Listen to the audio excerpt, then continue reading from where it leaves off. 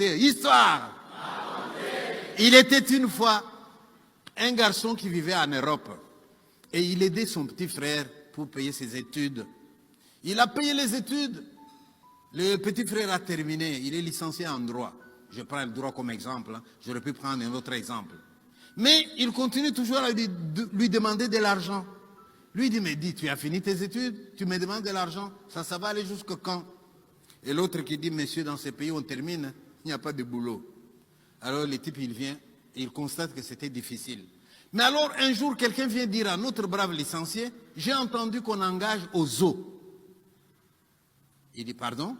On engage aux zoo. Tu pourrais postuler aussi. Il dit, mais je suis licencié en droit, qu'est-ce que j'irai faire aux zoo? Ah, on ne le sait jamais. Peut-être qu'ils ont besoin de quelqu'un dans l'administration. Essaye toujours.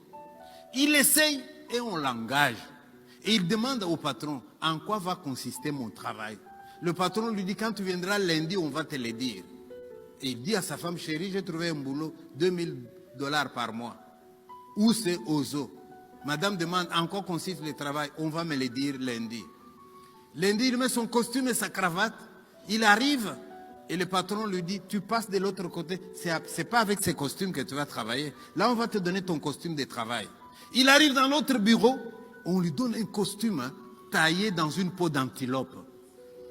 Et les cornes de l'antilope sont encore sur le costume. Il dit, mais c'est le carnaval ou quoi? Non, non. Il dit, c'est pas le carnaval. On lui explique, on dit, monsieur, votre travail consiste en ceci. Vous portez cette peau de l'antilope. Nous allons fermer et vous faites comme si vous étiez une antilope. Nous allons vous mettre dans une cage dans le zoo. Et votre travail consiste à sauter, à gambader, etc. Mais pendant que tu sautes, tu fais attention à ce que les gens disent. Comme ça, les gens vont se rendre compte qu'il y a un animal intelligent. Ils vont en parler partout. Et les gens viendront nombreux pour voir l'antilope intelligente. Or, pour entrer, ils payent. Ça va nous faire beaucoup d'argent et nous, on te donne 2000 balles. Il dit, laissez-moi aller expliquer ça à ma femme. Il rentre à la maison, il explique à la femme, chérie, toutes ces études que je fais, on me demande d'aller jouer l'antilope au zoo. Et la femme qui lui dit, chérie, j'ai le choix. Un mari universitaire qui crève de faim. Moi, je crève de faim et mes enfants crèvent de faim. Alors qu'il a une licence. Et un mari qui a une licence, qui saute au zoo comme une antilope, mais qui m'apporte $2000. Chérie, va sauter.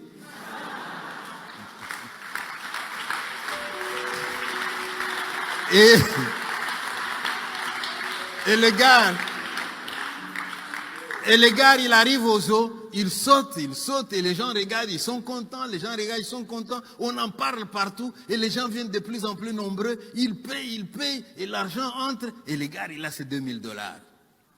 Mais il a eu une telle réputation, que les gens ont commencé à venir par bus entier, des écoles qui viennent pour visiter.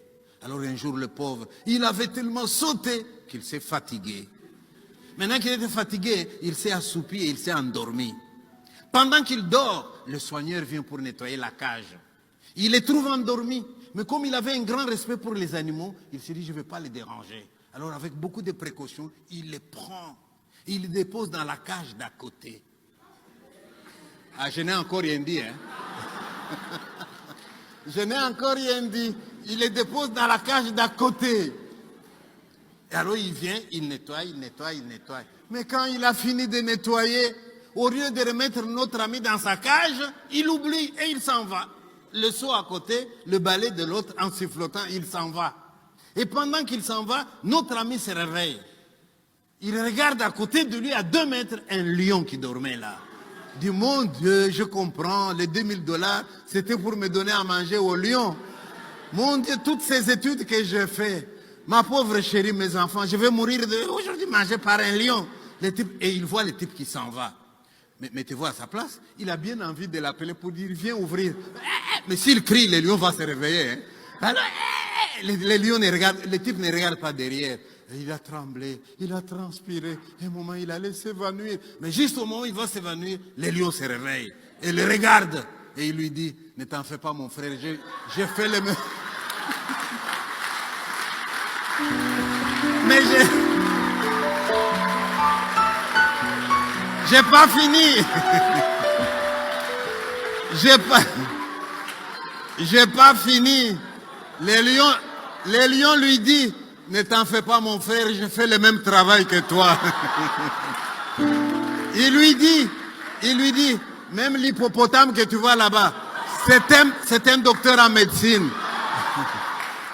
La girafe que tu vois là-bas, c'est un géographe. Dans ce pays, il n'y a pas de boulot. Voilà, je vous remercie.